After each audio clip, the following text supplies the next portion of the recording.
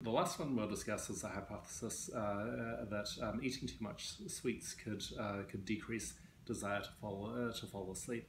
And again, this is something that many people observe, that eating sugar can make them more hyperactive and harder for them to fall asleep, although there's high individual variability.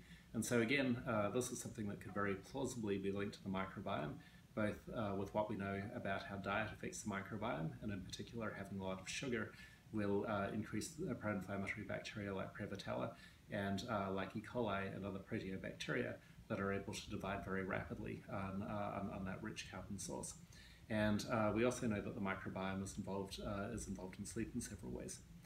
So this is an example of a hypothesis that's intrinsically very appealing and that I think people are going to be interested in. However, it's one that could use a bit refinement.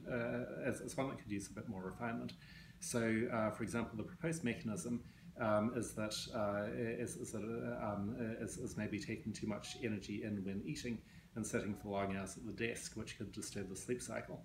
And so, one thing to remember is that sugar doesn't have as much energy as fat, for example.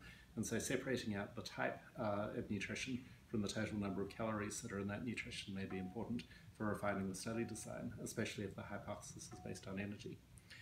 How sweet eating is measured and manipulated may be relatively challenging, because the idea is to provide the answer in increments of 150 milligrams.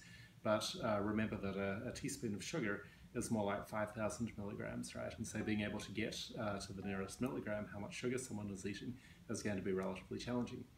The other thing to remember is that a lot of food that we don't necessarily think of as sweet, including things like a burger bun if you go to a fast food restaurant, or ketchup, or other products like that, can have surprisingly large amounts of sugar in them. And so you may not know how much sugar you're consuming unless you look at everything carefully.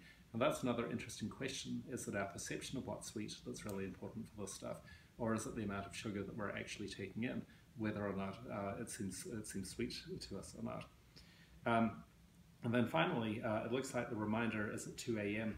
To measure the desire to fall asleep. And if you had fallen asleep, then getting a reminder at 2 a.m. that wakes you up may not be especially what you want. So thinking about some alternative way of measuring sleep, maybe something that's more objective, that doesn't require user intervention, could be very interesting as well. And maybe coupling to one of the many sleep tracking devices that's now on the market could be a good idea for that.